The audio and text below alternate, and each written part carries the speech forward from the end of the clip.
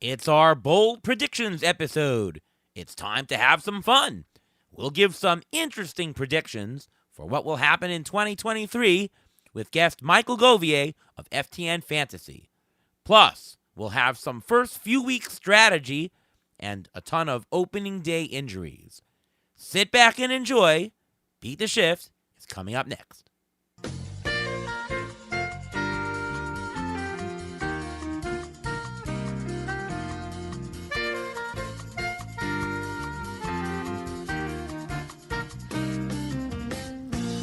And welcome to another episode of the Beat the Shift podcast. I am your host, Ariel Cohen, and with me as always is Ruvain Guy. How are you, Ruvain? I'm doing great. How are you doing today? I'm doing pretty good. We are recording this podcast on opening day, so happy opening week to all of you. We saw the Mets win yet another opening day, as they usually do, 5-3 over the Marlins. Brandon Nimmo, our hero, and my favorite Met, I think, right now, had the big day with 3 RBIs. How was your opening day, Ruvain?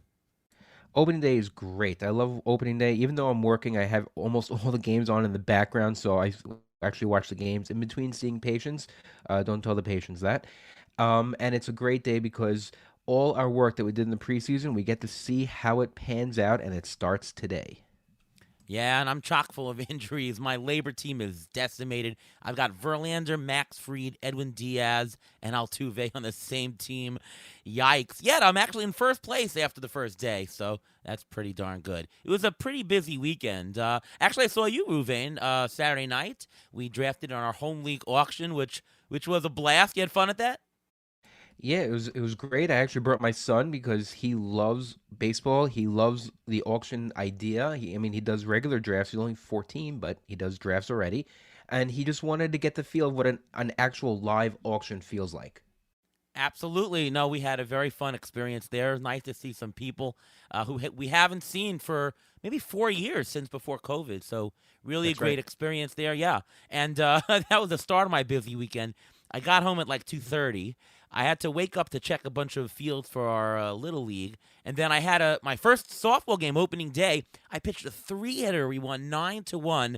Amazing. And then I don't know how this came about, but I went to a chess tournament immediately after the softball, and I won second place. I don't know how I did that on like 3 hours of sleep, but that was a busy weekend. And then I had a pretty busy day on Monday at work and getting just the last bits and pieces ready for the season, final ATC projections. What a crazy week. But I'm so glad that baseball is here, games that count. That Toronto-St. Louis game was crazy. That Boston-Baltimore game was crazy. Just a lot of crazy stuff. The pace of games really going fast. I don't know. Well, what's your experience so far? You like the new pace of the game? Yes and no. People go to games to spend time, and they're cutting down on some of the time. And I agree with it. It's great. It does speed it up in certain places, but there's certain times when you want it to be a little bit slower. Like if you have to go to the bathroom, you may miss like an inning or an inning and a half just because the lines are long and because of how quick the pace of play is. All right. You get bathroom advice on this show as well. All right. Well, let's begin the show. We've got a fantastic guest here. He was in my Tout Wars auction as well. He's the host of the Palazzo podcast, and he writes for FTN Fantasy. Welcome, Michael Govier. How are you? Hey, what a pleasure it is to be here. 3 hours of sleep, that's not healthy. It's just not. No, it's not, but sometimes it happens. It happened this past weekend. I don't know how I did all those things in the span of about 18 hours, but I'm refreshed now, sort of. Absolutely. It's important to sleep. I've prided myself on always getting my rest. That's how I'm able to have so much energy and feel so excited about opening day 2023. This is the time of year where you can really, really soak it in because by August, when football starts to pick up a bit and other people go away, it becomes less, not less exciting. Some of the energy of opening day just doesn't last all year, but I'm a baseball diehard, so when August rolls around and the dog days are here, I'm still enjoying it, but I'm really locked in on winning. And when opening day starts, you don't even think about winning your leagues because, you're just happy baseball's here. So I'm going to be appreciative of that and soak it in for now and worry about winning later. So we usually jump right into strategy, but I do want to ask you, Michael, because you went out to the NFBC out in Vegas. I know you're here in New York in Tout Wars. How was your experience? What did you find, and what do you think of the whole thing? Well, it was a whirlwind back-to-back weekends, Ariel. New York, Tout Wars, drafted with you. We did our auction. You and I were the loudest two people in the room, and I'm very proud of that. I'm grateful for both of us. We enunciate our auction prices and bids clearly and fully. And you like to put, I was trying to figure this out. You did like the sailboat thing and the snowflake thing. I didn't understand that. What's the deal there? Is that what the numbers look like? Is that what it is? Some of them are poker terms, but they're meant to throw people off their game. Because when you hear a number 8, and then I say something about a snowman, and we're like, what's going on? And, sort of trying to distract people from the actual bidding. And this way I can win players and make people bid higher when I want them to. Gamesmanship. I love it. So we had a great time doing that draft. I love the live auction experience. For those that don't know me, that was actually my very first live auction. And I've been playing fantasy baseball for 24 years now. And that was my first one. I loved it. It's so intensive. And every nomination, you're like, oh, do I want to be involved with this? I got to take a look at my stuff in front of me. And it all is just bang, bang, bang, bang, bang. I dug it with immense pleasure. I can't wait to do another one. And I'm so grateful to be a part of Tout Wars. I take a great sense of pride in being asked to be involved in the league with Tout Wars. It's a big deal. It's the battle of the experts. And there's a lot of really smart, thoughtful, and knowledgeable players in there. So I was grateful for the experience. Had a great time in Midtown. Me and my wife, Leanne, we stayed over at the Hilton in Midtown. We walked around, got some food, had some cheesecake at Junior's. It was a great weekend. And then last weekend in Vegas, that was a ball. It was really, really about my only draft, which is the main event. And that was Saturday morning when all at once in a big old conference room, this was at the Mirage, by the way, 8 drafts simultaneously, 8 main event drafts, Saturday morning, 11 a.m. They all happen basically like a shotgun start. All right, here we go. Everybody start drafting. And it's 30 rounds, 15 team, 5x5 roto. And man, I didn't feel great about my team. There's a break after the 10th round, and there's a break after the 20th round, and it closes after the 30th. After the 10th round, I only had 2 starting pitchers with Sandy Alcantara and Logan Webb. And after the 20th round, I was able to add a couple more pitchers, but I still felt weak on the starting pitching angle. But overall, I know that it's not just about the draft. It's about fab and working the waiver wire, and that's going to be a big part of the season. So, Logan Webb had a great opening day today, so that felt good today. I felt good about 12 Ks against the Yankees. Yeah. Now, you mentioned the waiver wire. I want to talk about that in our strategy section today. We're starting the season, so let's talk first few weeks strategy. And I'll throw it to Ruvain first.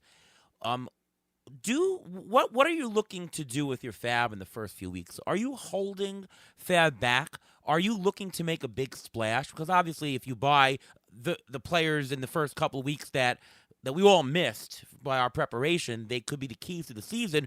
And also, when you buy somebody up front, you're getting for the entire season. If you're holding fab to the end, you're only getting them for partial season. How are you working fab? Are you spending big, spending not? What's going on? I tend to be more conservative. I play on the more conservative side because I want to have more money toward the end of the season. I don't want to use all my money very early on.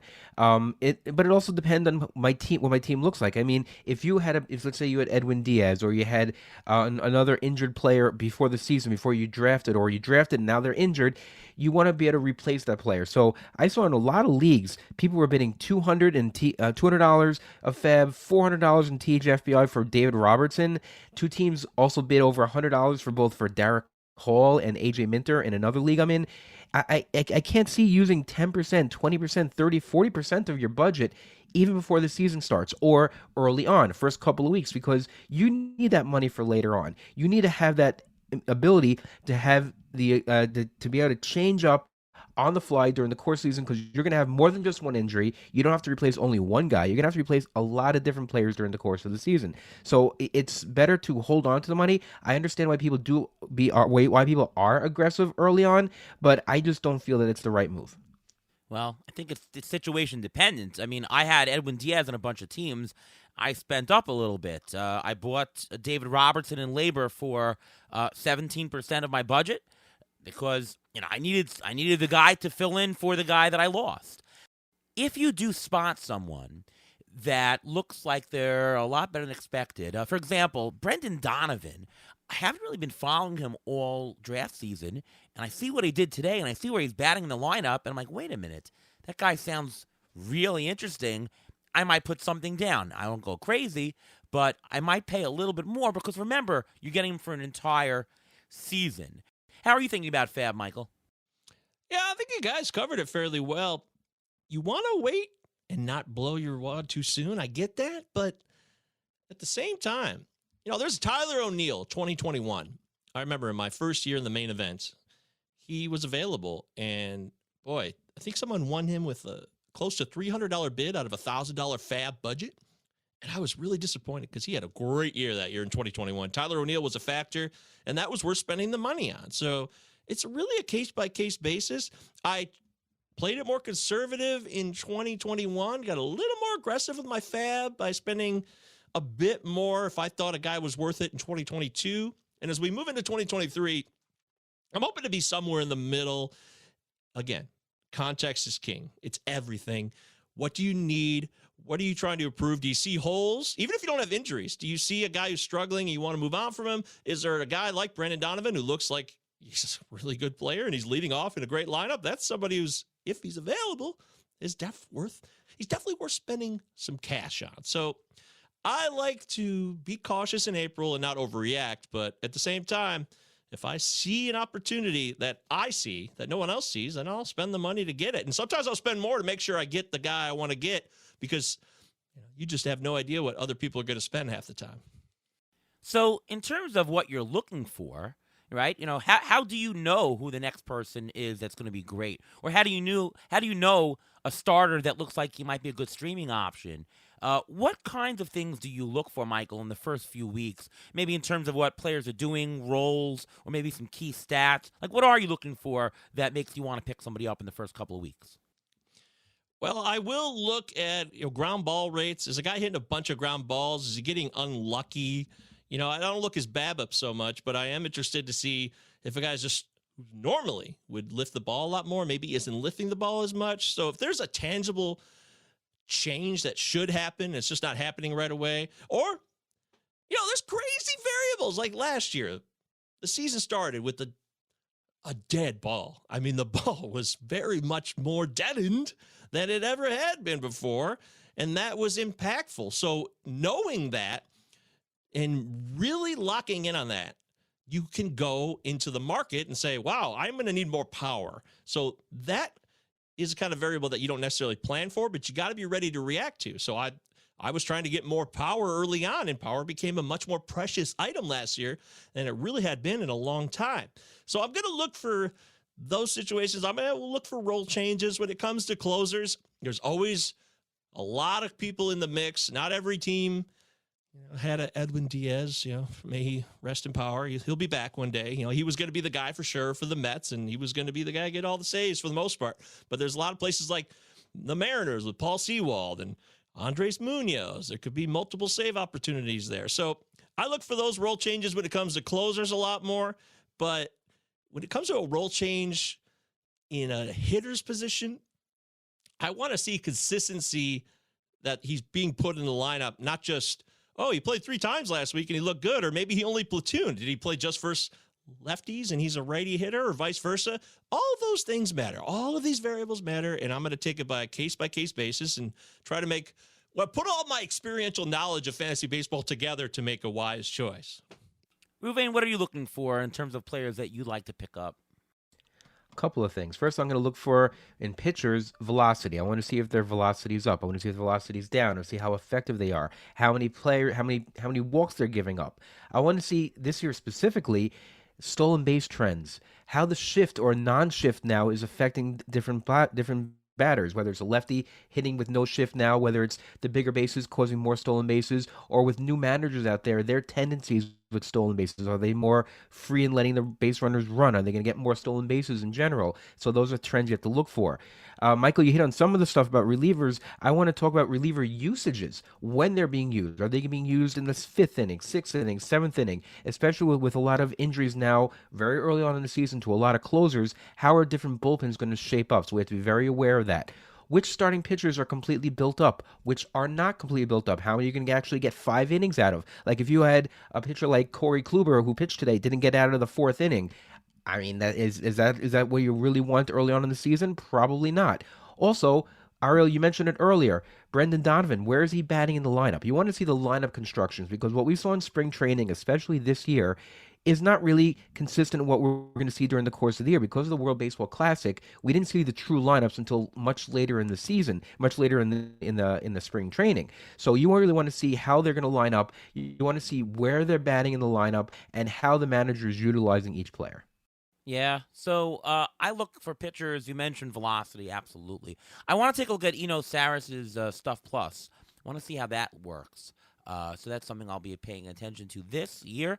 And by the way, Stuff Plus is now available on Fangraphs. You can actually sort by it. Really cool. I always look at K minus BB, pitchers who strike out and don't walk a lot. That tends to stabilize really quickly. ERA could be all over the place. Hits could be affected by BABIP, but strikeouts and walks are more in control of the pitcher, and it stabilizes fairly quickly. So that is something. Now, when you're on your league and you're on your free agent page, there isn't a column for K minus BB.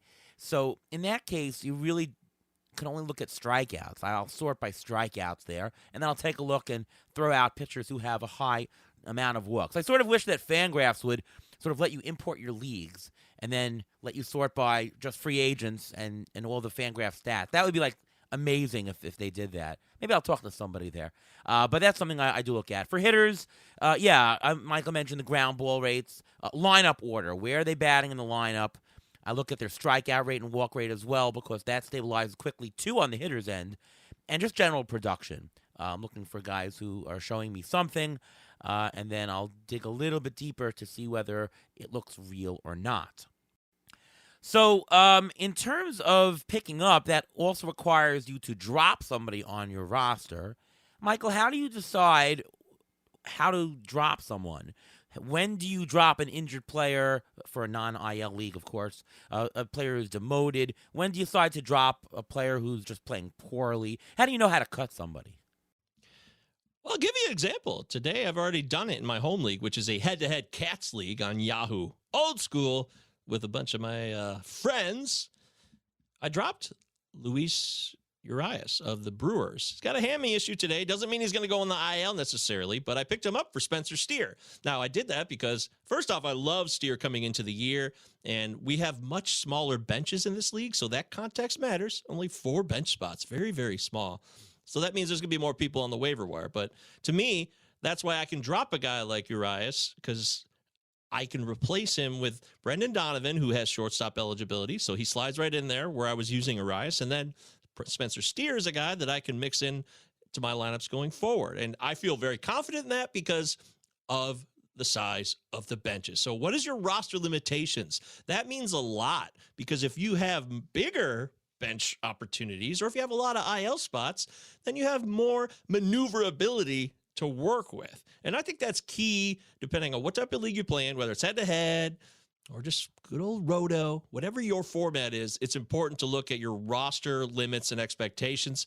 And of course, if there's innings caps, you're going to think about that. But that's what I think about. Hey, will this player help me now? Am I in a battle to win a head-to-head situation? But in roto, which you're not playing at head-to-head, you're playing for volume and a season-long effort. That's when I'll be a little bit more patient, and I might let a guy work through it a bit, especially if I have a few more bench spots to work with. But, I've been burned on that before, Ariel. guys a couple years ago, like Nick Solak, really burned. I remember that. Nick Solak and Nick Senzel, the two Nicks in 2021. I don't know what I was thinking, but I held on to them way too long, and I ended up finishing next to last in that league because of it. It's funny. Last year, I kept hearing the name Spencer Steer, and I don't know, for some reason I thought that people were just mispronouncing it, and because it should have been Spencer Strider. So I thought it was the same person, and I'm like, wait a minute, one's a hitter, one's a pitcher. What? That was funny. But yes, I think the overall arching thing is that it is case dependent, and it depends on your bench size and what format. Here's the general rule, though, and I've said this many times, but it's worth saying again. You can drop somebody on your team if you don't think that somebody is going to pick them up the next week. If you think that if you drop somebody, they're going to instantly be gobbled up by somebody the following week, you should probably think twice about dropping them. Now, obviously, you might have injury issues on your squad and you just need production now. Sure, but all things being equal, don't drop somebody who the league would be interested in. That's a general rule. Anything to add, Ruvain? Yeah, I think it also depends on if a player is injured, what type of injury is it? Are they going to be out for a couple weeks? Are you not going to know the situation for a couple of days or a week or two? Is it worth holding on to? Where did you draft them? If you drafted them earlier on, you hold on to them. But players you drafted in the last 3-4 rounds, a lot of those guys should be interchangeable. Like, for example, if you have a player like Grayson Rodriguez, he was demoted. Do you have room on your bench for him? Maybe. Would you drop him? Maybe. But would someone pick up next week? That's also a very strong maybe. So it's a case there where I actually happen to have him in one of the leagues I'm in, and I'm holding on to him because even though I don't have that much space in my room and I don't have my bench, and I'm using all my bench guys already because I have so many injuries on my team at this point already, I still don't want to drop him because he will be picked up by another team next week. But he hopefully will be called up in the next couple of weeks also, because you think you're drafting him in a certain spot. You did all this work to get this player at this certain spot in the draft, and some guys you just want to hold on to.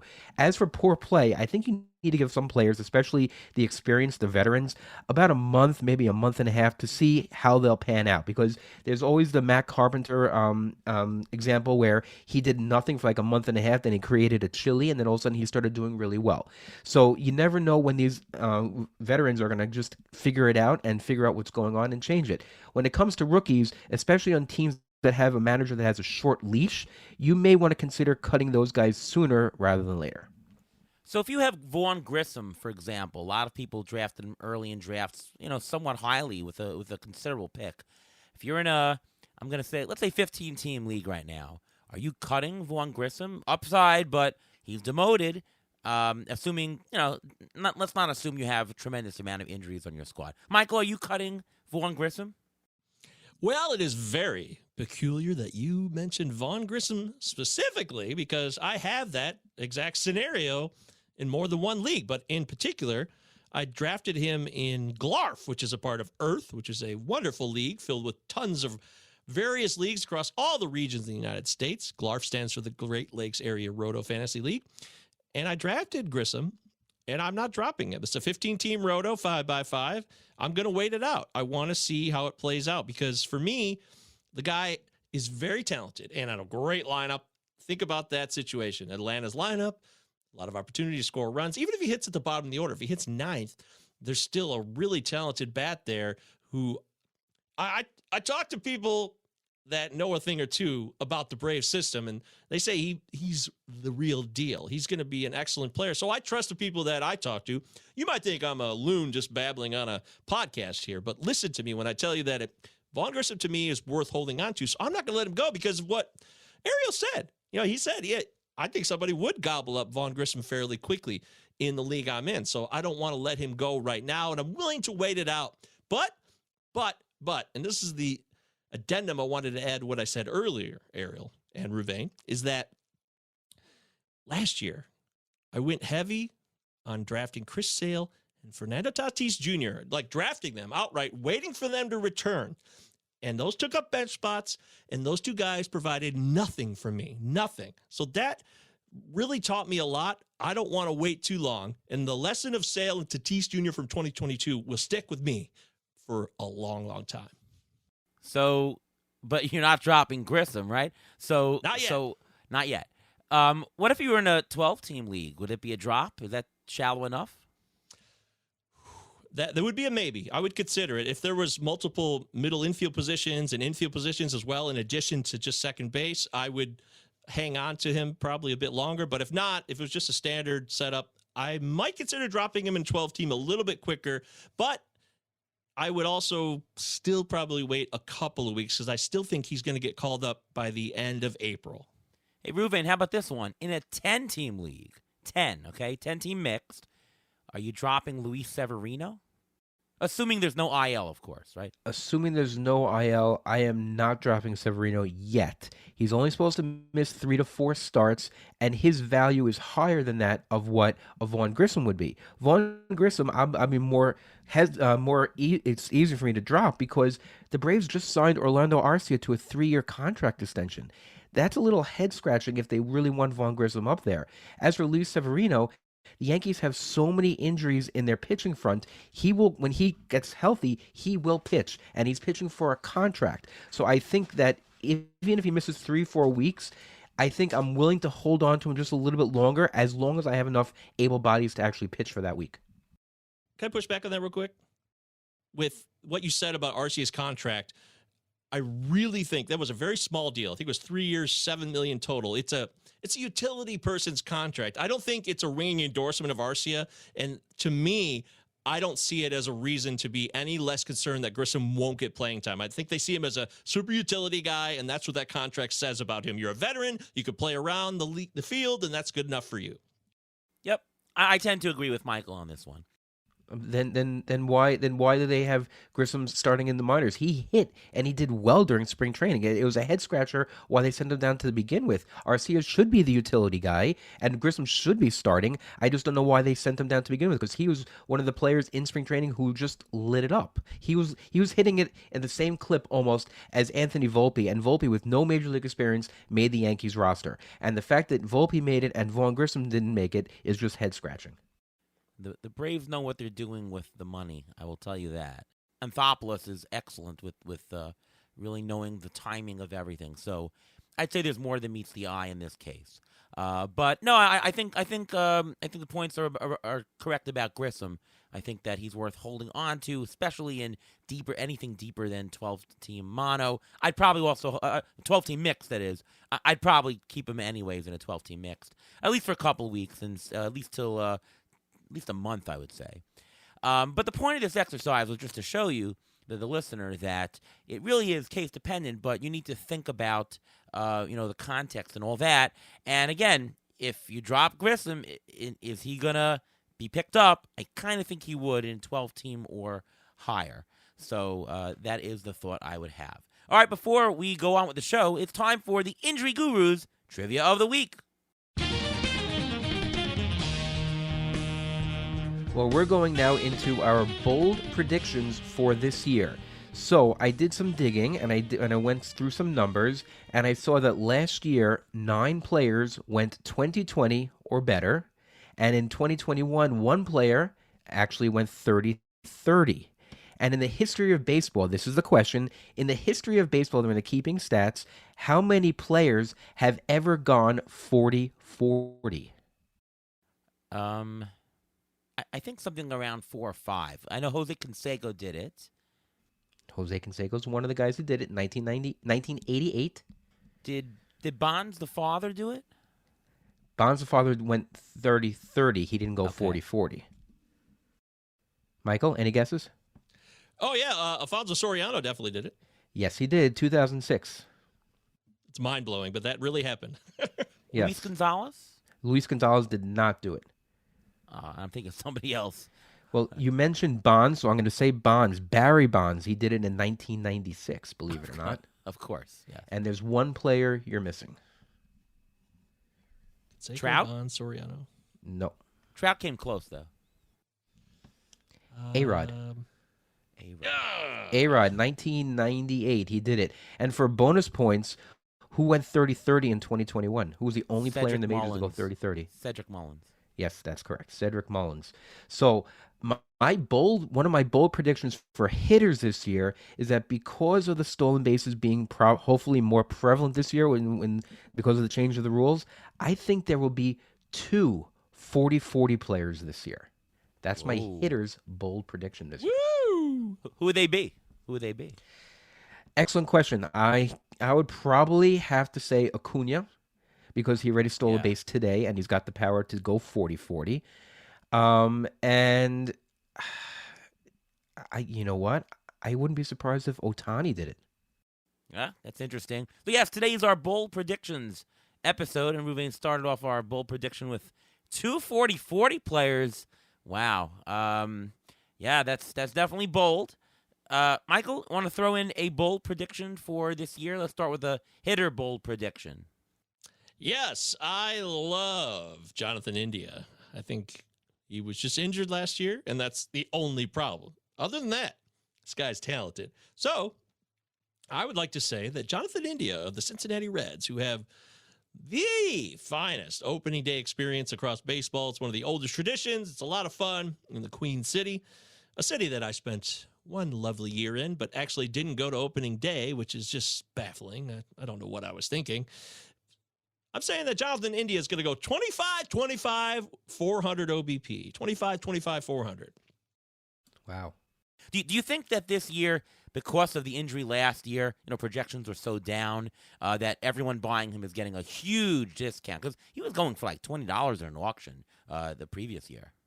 Yeah, exactly. I completely think that. That's why I was really surprised in our Tout War auction when Jeff Ponce from Baseball America, I thought I was going to get India for nothing. And he kept going back and forth with me and put the bid up to $11. But this is a guy who is a leadoff hitter in a outstanding ballpark to hit in. I know the Reds as a team will not be very good in real life, but there are several players in that offense that are talented. So I see this as a guy who's going to return.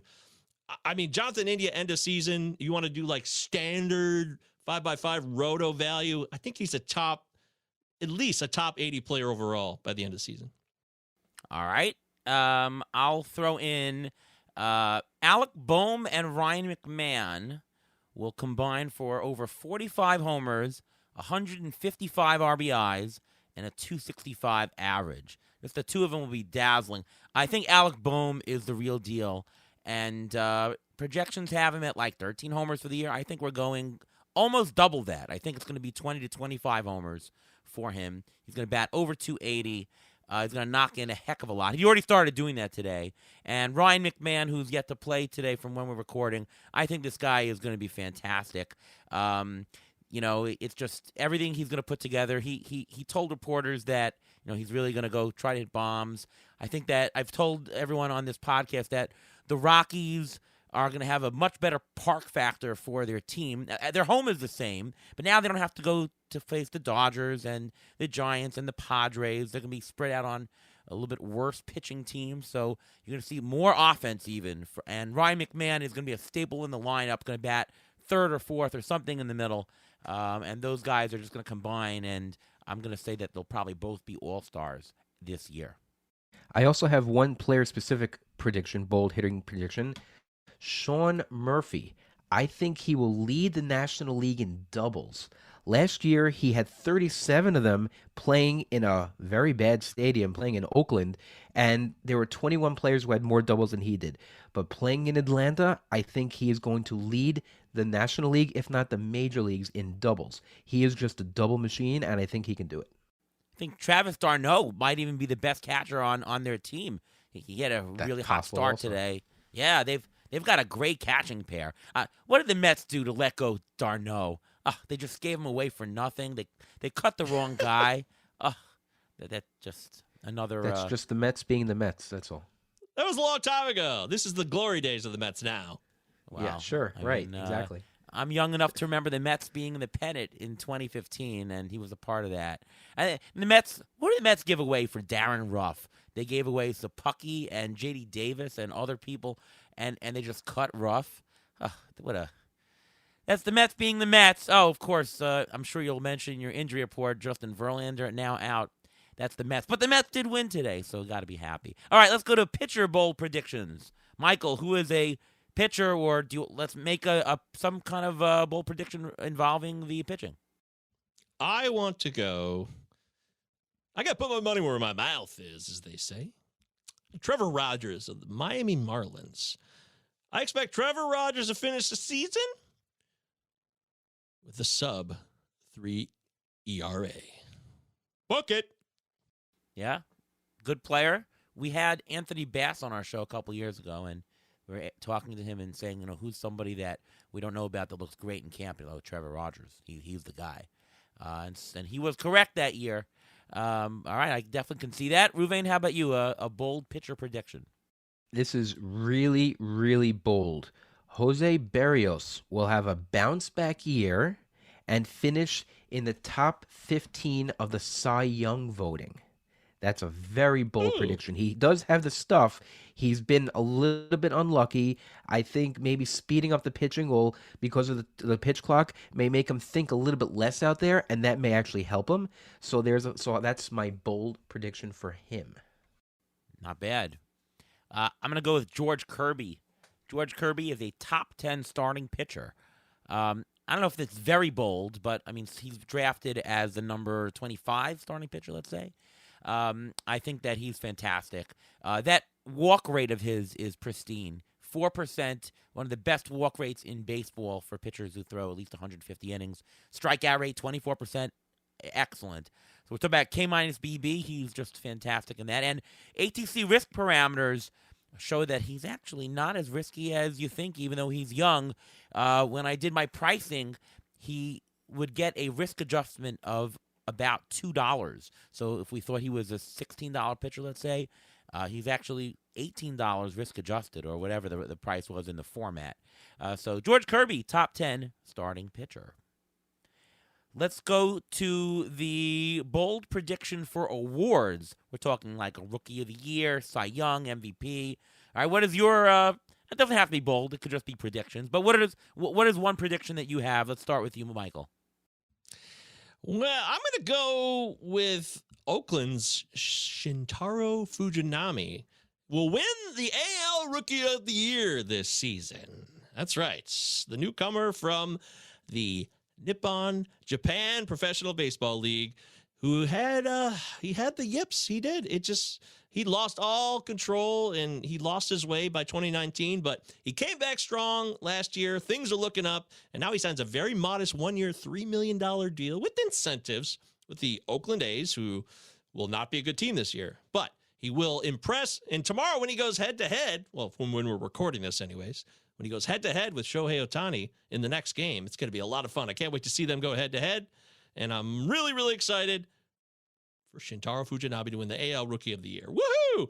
Which actually I'm realizing as I'm saying this out loud, they're not actually going head-to-head because Shohei's pitching tonight. So that won't happen, but that will happen at some point this season because the Angels and A's are rivals.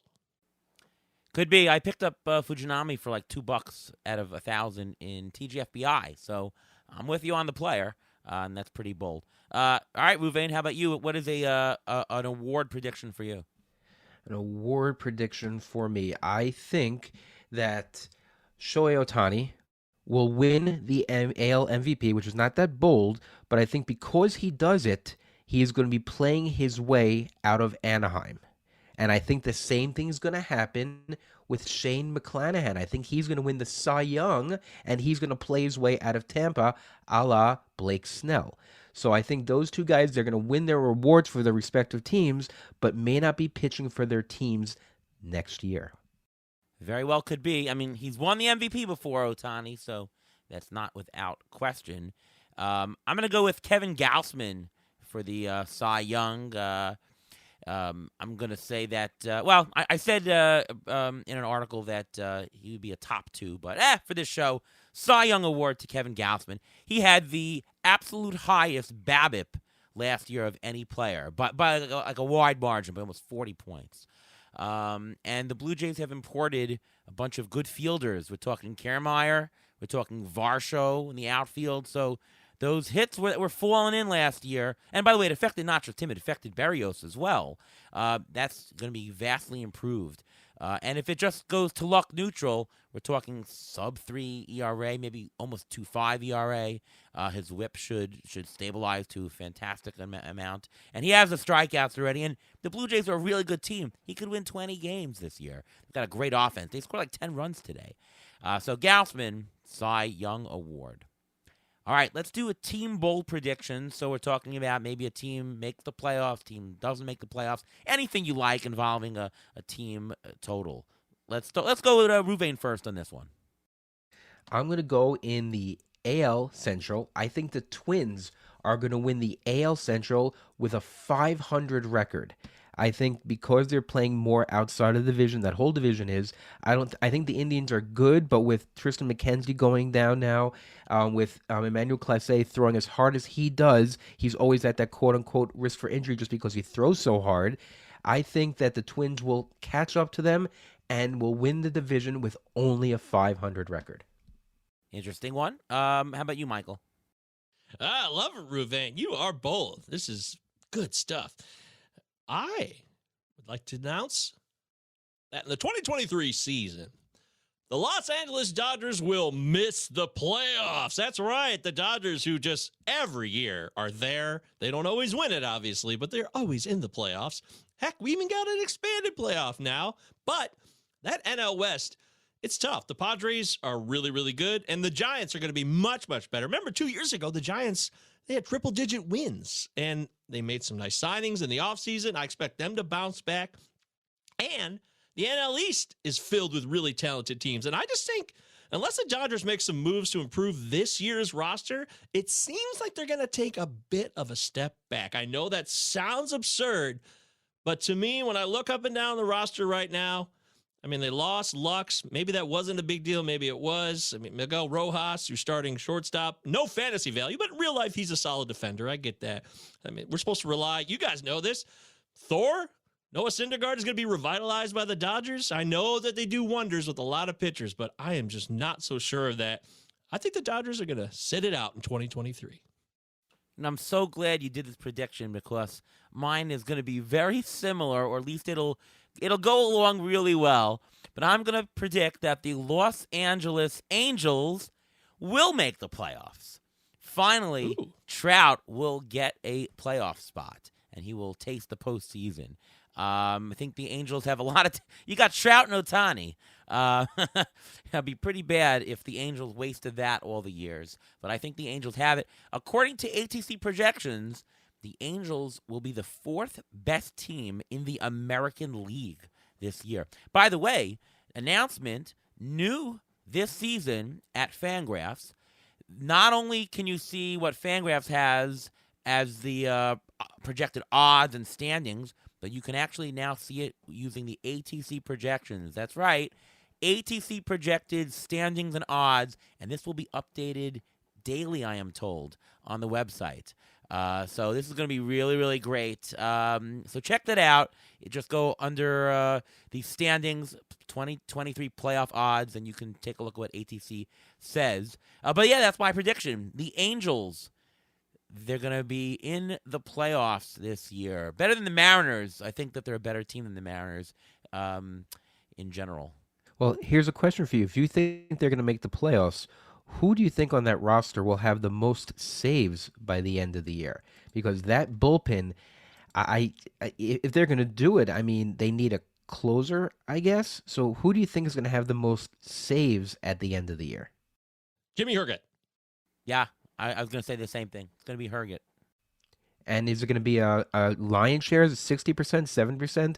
Or is it just going to be a really bullpen by committee and just, playing the odds? I think it's going to be like the second shot. So I think Estevez is going to get the first shot. I think it's going to be Herget after. I can see Tepera used in more high leverage, but I think it's going to be Herget getting the second shot after Estevez, and once he falters, it'll be Herget. So let's say he'll get a bunch of saves in the first month, and then Herget will take over and get the lion's share after. Then I will piggyback on what you said on your bold prediction, and if that happens, then my bold prediction will be that Jimmy Herget makes the All-Star team. How about that? That's interesting.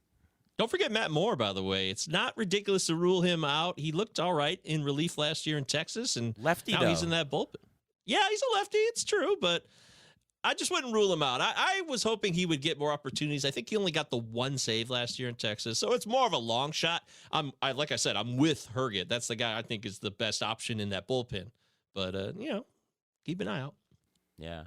Let's do predictions for the pennant winners and World Series. Michael, who's going to win each league, and who do you have winning the whole thing? Well, I have to say, true to my school, and this is not brown nosing. I'm not being a sycophant here. I really am not, because I already said this prior, and I got to stick with my picks. I got the Blue Jays taking the AL pennant, and I've got the New York Mets, even though Verlander is not available right now, and they lost Edwin Diaz already. I got the New York Mets taking the NL pennant. Who's going to win it all? The New York Mets. That's my pick. I'm sticking with it all year. I had it before these injuries happened. The New York Mets will win the World Series this year because money is no object for Mr. Steve Cohen, and they can just go out and add as many players as they need to, and they do have assets that they can sell off that are valuable, like Brett Beatty's and Francisco Alvarez, if they want to move on from them to add veterans to close the deal this year. Well, from your mouth to God's ears, of course. And did you see Steve Cohen in the stands with the 7 line today? That was It was great. awesome. Just Man a of the regular people. guy. Man of the people. That was cool. That was so cool. I tweeted about it. I'm like, I could not imagine Chris Ilitch. I'm a Tigers fan, of course. I live in Metro Detroit. I could not imagine Chris Ilitch, owner of the Tigers, doing what Steve Cohen was doing in that video. I'm not the biggest Steve Cohen fan in terms of a human being, but I respect the heck out of him being there with the 7 line army or the 7 line crew, whatever they call him. It was really, really cool. Kudos to him. By the way, I don't know if you know this, but Steve Cohen is actually my uncle. Are you? Yeah, you mess with me. That's an early April Fool's joke. Yeah, okay, that's what I thought. I almost fell for it. I almost fell for that one. I either go with that one or say that Gary Cohen is my uncle, but Love Gary Cohen. which is more believable? I don't know. But my prediction for the Pennant World Series, it's the same one as you for most of it. Blue Jays win the AL pennant, and the Mets win the NL pennant. I do have the Blue Jays winning the whole thing, though. I think that the Blue Jays have tons of pitching. I think they have tons and tons of offense. They've got a solid closer, and they, too, can add somebody midseason as well. I think that they just have it all. And, they don't have to face the Yankees all that much. They've altered their roster. They've altered their park dimensions to suit their needs. I think they know what they're doing. And I'm going to say that they're going to win the whole thing this year. Ruvain, is it 3 for 3 or you have somebody else? No, actually, and I'm being a Met fan, I hate to say this. You know what's coming already. I think Seattle is going to win the AL complete out. Really? I think they're going to come out and they're going to, all the young kids are going to stay healthy. They're going to do what they're supposed to do. The pitchers are going to stay in line. That bullpen is very solid. I think they're going to be very good. And I think they're going to win the AL. And I think the Braves are coming out of the National League. You can't knock the Braves. Everyone always knocks the Braves. They're not going to win a division this year, not going to win it this year, but they win it every single year, no matter what. The Mets were so good last year. The Braves knocked them out. I don't think the Dodgers are so much of a threat because they don't have a bona fide closer. They don't have a true one A or an ace there, and I'm a little bit concerned about that. And there's the NL Central. I'm not too worried about either. The Cardinals a little bit, but not so much. The Phillies can make a run because their offense is so good, but the Braves, they're just so deep. I think the Braves are going to win the World Series as well. I think they're going to top Seattle. I can definitely see that, the Braves. Their offense is stellar. And, yeah, I agree with everyone about the Dodgers. I think the Padres are winning the division this year. But Seattle, I actually don't think they're even going to make the playoffs. I really don't. My money is on the Angels to overtake them. And Houston should be in the mix, if not win the division. So I don't see Seattle. So that's very interesting. Very interesting to hear you say that, Ruvain. Well, I like Seattle. They're young players. I think they're getting into. They got a taste of the playoffs last year, and they came pretty close. They actually put up more of a fight against the Astros than the Yankees did. I know the Yankees were hurt, but still, they put up more of a fight than the Yankees did. So I think they have a shot at coming out. I know the Blue Jays are really good. The Blue Jays are really good, and they can always use another bullpen arm or two. I think they'll get it, but I think that Seattle just have more of the intangibles, and I think Julio Rodriguez is going to emerge as one of the best, if not the best player in baseball. All right. Any other predictions to make, Michael? Anything else to share with us about thoughts about the 2023 season? Well, I want to join Rouvain. I think the Mariners are a great team. I think that's a fine call. To me, the Blue Jays and the Mariners are very similar. They're almost mirror images of each other in a lot of ways in terms of how they've come to prominence, how they've built their teams. They're on similar paths and schedules. So I like it, Rouvain. I would root for the Mariners and the Blue Jays either way. I will tell you, I got to get on the record. I might as well. The Tigers will win 70 games this year. That's right. They will beat the predictions. The over-under is 69.5. The Detroit Tigers will win 70 games. Lock it in. Here it is. Are you going to be excited if they win 70 games? Yeah. I mean, that's going to be a big year here, man. I'll be stoked, Ariel. All right. I actually have another one. I think that there are going to be more 200-inning pitchers this year than last year. I think same thing that I mentioned about the pitching before. I think the speeding up the pitchers, I think that's to the advantage of the pitchers. I think they're going to go deeper in games. I think they're going to be, last year there were only 8 pitchers who threw 200 innings or more. I think they're going to be more this year. So we'll see how that works out. Wow. Interesting. I don't know. I don't know about that. I tend to think there's going to be the same or less. I think that baseball still with don't let you go more than 2 times the order. I think they're going to go even more. There's certain pitchers, who tend to go long in games. They'll continue, but I don't see other people jumping up. It's more like an old school thing. I don't see people jumping up to that level. That's why they call it a bold prediction. I guess it is. Yeah. Who leads the league in stolen bases? Anybody? Starling Marte. Jorge Mateo. Yeah, that's a good call. 2 today already, right? Yes. Yeah, I'd say Jorge Mateo is interesting. I don't know if he's going to get full playing time, but he should be well in the mix. Anybody think Esteury Ruiz is gonna have like 60 stolen bases? He had 85 in the minors last year. I'd have not drafted him anywhere, so I'm not a fan. I'm not believing that, so I say no. Doesn't mean it's not going to happen. Right. He's got to get to first base first before he could steal bases, though, right? Exactly. So how many 50 home run guys are going to be there? 1. 2. What, 2? Which 2? I think Alonso will do it. I actually think Alonso is going to win the NL MVP because I think there's more pressure on him because of Diaz being out. I think he's going to have a monster year. He also stole a couple bases during the course of the spring training, so watch for him to steal some more this year, I think, also. But I think it's going to be him, and I can't say no to Judge. How could Judge not hit 50? He's done it. He's done it twice already, or at least in the high 40s, and he hit 62. He's done it twice. Yeah. I think he can do it. There's no reason why he can't do it again. I mean, he's on pace right now for 162, so why not? Yeah, I mean, you talk about regression. He's going to regress from 62 to what, right? I mean, he's not going to regress to 30. Yeah, that's very possible.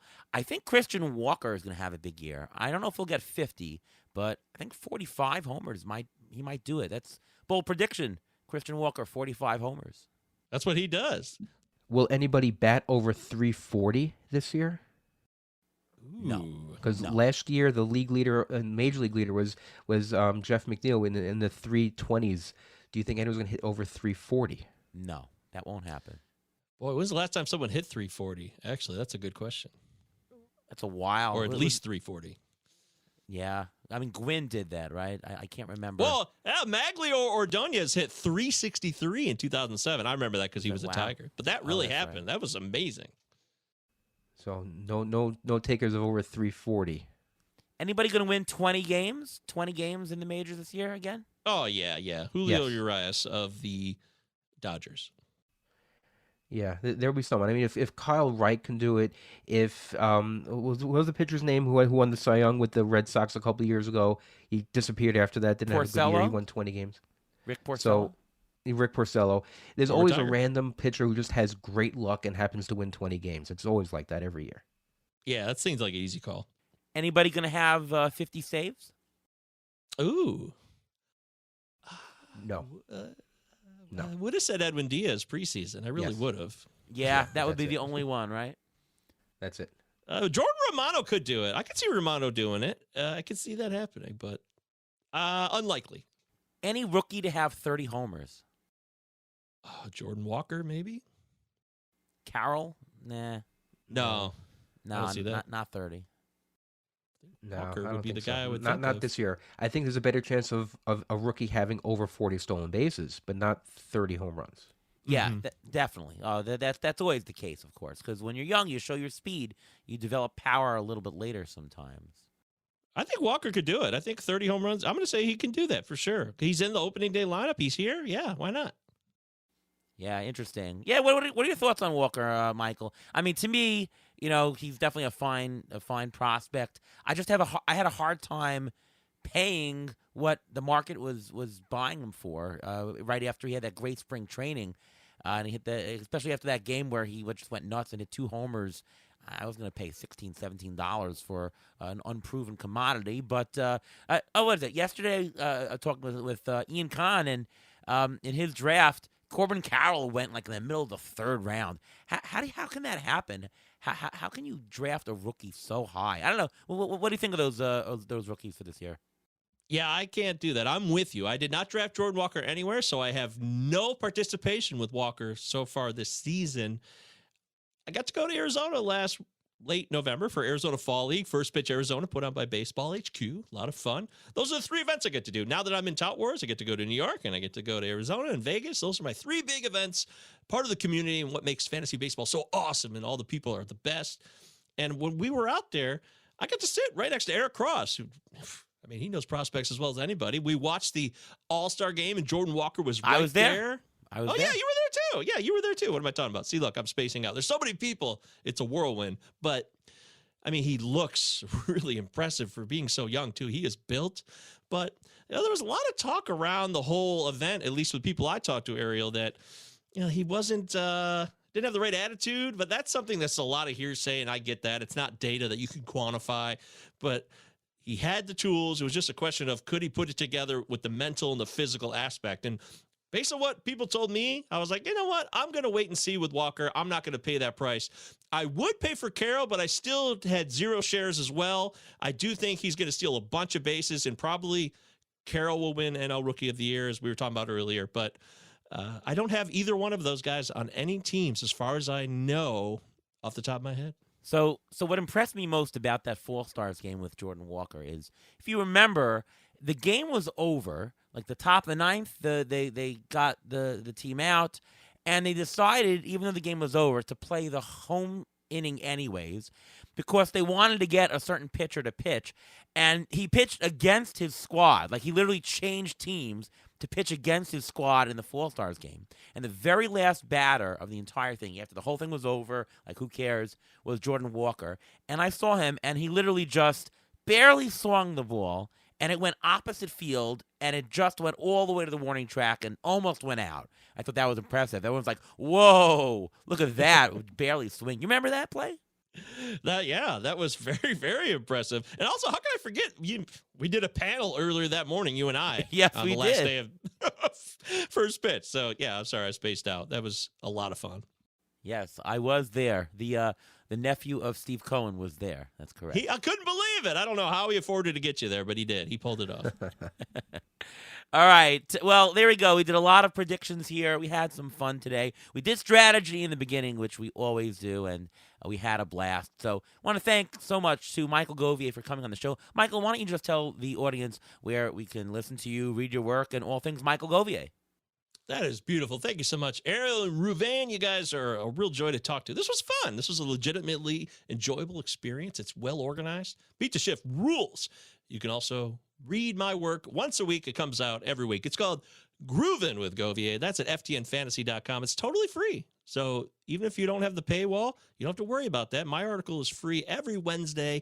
It's a roundup. I take a look about, now that baseball's finally starting, I can talk about what's actually happening here beyond spring training and draft stuff, and that's what I'll do. It's a baseball roundup. I provide you some snippets of players and some things I'm looking at in my own leagues so that you can understand the overall picture, blah, blah, blah. That's at ftnfantasy.com. And, of course, Blotto Podcast, 2 L's, 2 Z's. We do shows on YouTube and podcasts, so you can check out either or. If you want to see my face, that's great. If you just want to listen, you can listen on your preferred podcast platform. And of course, the Palazzo podcast is named after one of the best scenes in movies for baseball in The Naked Gun, one of my favorite movies with Leslie Nielsen. And the opera singer that he pretended to be was Enrico Palazzo, right? That's right. We used to call the show, we really did when I first started it, me and my partner Chris Deary.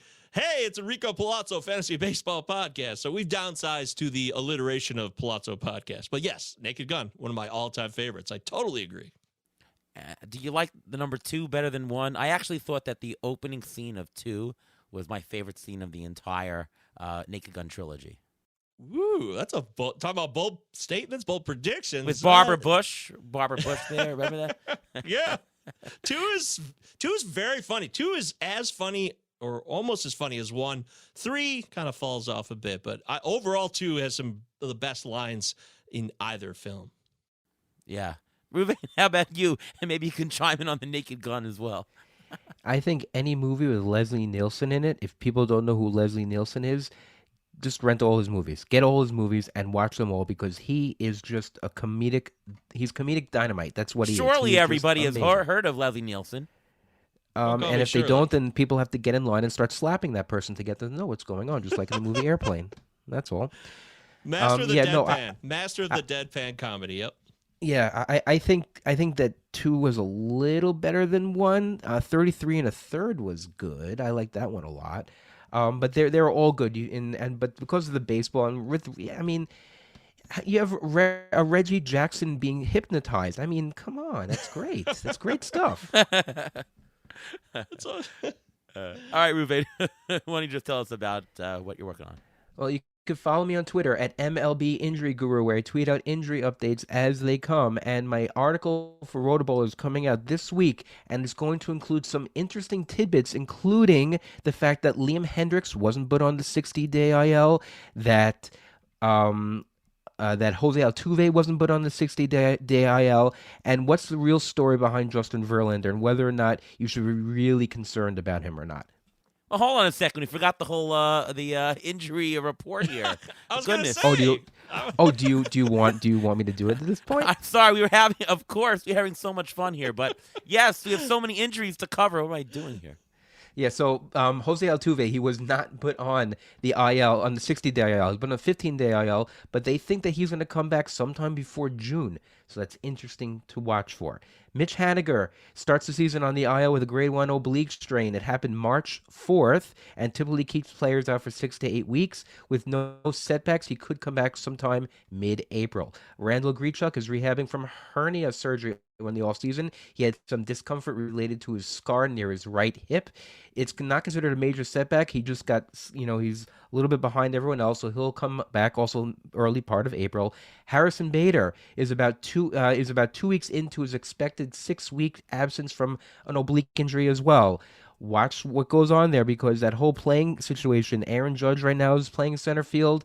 Aaron Hicks, I don't know how you can stomach him on your fantasy roster, is available. Oswaldo Cabrera plays the outfield. And they also signed Franchi Cordero, which is a very interesting signing. Another guy with an oblique injury, Seiya Suzuki. He's recovering from an oblique injury. He's been taking batting practice. He looks good. Look for him to return mid-April. Another Yankee, Carlos Rodon, threw a 30-pitch bullpen session this week. Felt encouraged afterwards. Still, I don't think he'll be back until May. So he's a guy that unfortunately you draft him so early, you have to hold on to just because he could be that good. I mentioned Tristan McKenzie before. He shut down for about 2 months for an injury for a right teres major muscle strain, while Justin Verlander also has a muscle strain for the same muscle, and he's only expected to miss 1 or 2 starts, which is very interesting. So keep an eye on Justin Verlander. Kyle Wright is having right shoulder inflammation. He's a little bit behind everyone else in just rehabbing. He had a cortisone shot in January. He's expected to miss only 2 starts. So if you have him, he'll be ready hopefully soon. Same with Tony Gonsolin. He's still recovering, building up his stamina. He should be okay. And Ryan Pepiot, who was supposed to fill into his spot, just was placed on the IL today with a left oblique strain. No word how bad it is, but now Michael Grove is up. And I have to mention 2 more. Max Fried, he left his opening day start with a left hamstring discomfort. That's what they said. We don't know how long it's going to be for what's going on. And the last but not least, I mentioned Liam Hendricks about not being placed on the 60-day IL. There was a podcast with Lance Lynn.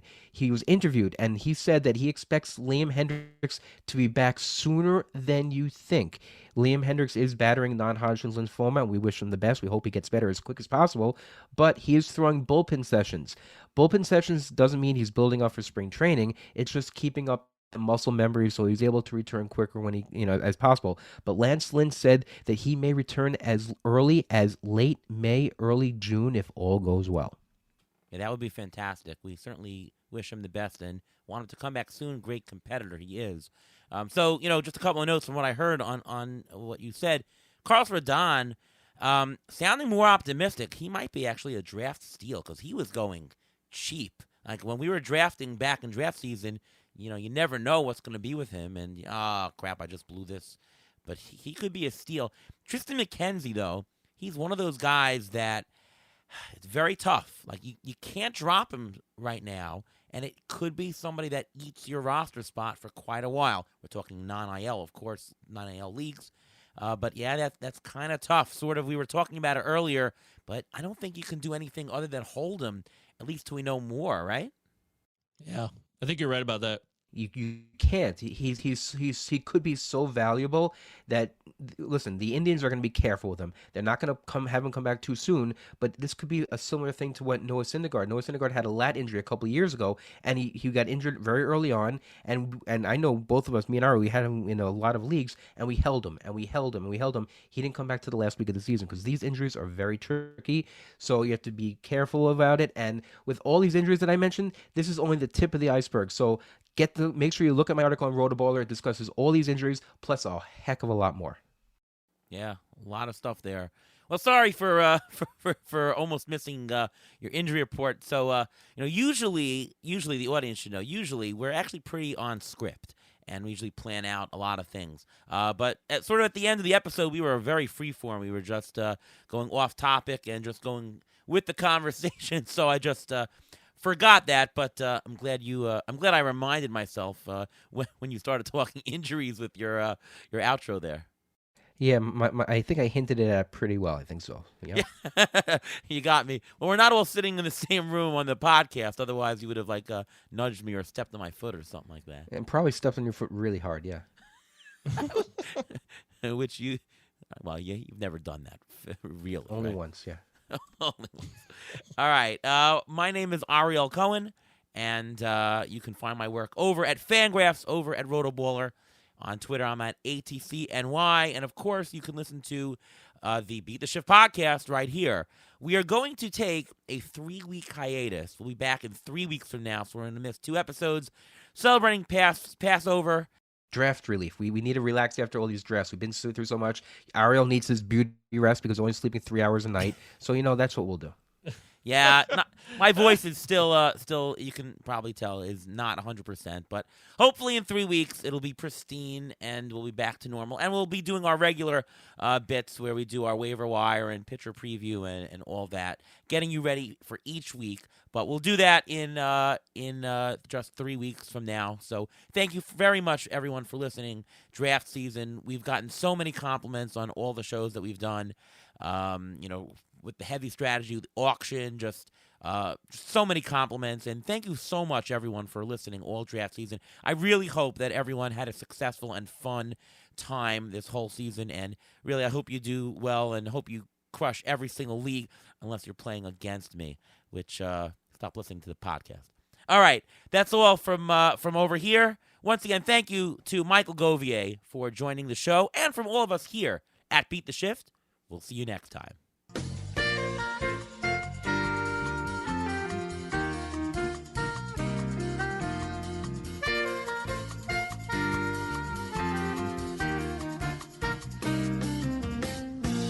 Thanks for listening to the Beat the Shift podcast presented by Fangraphs. Follow us on Twitter at beat_shift_pod.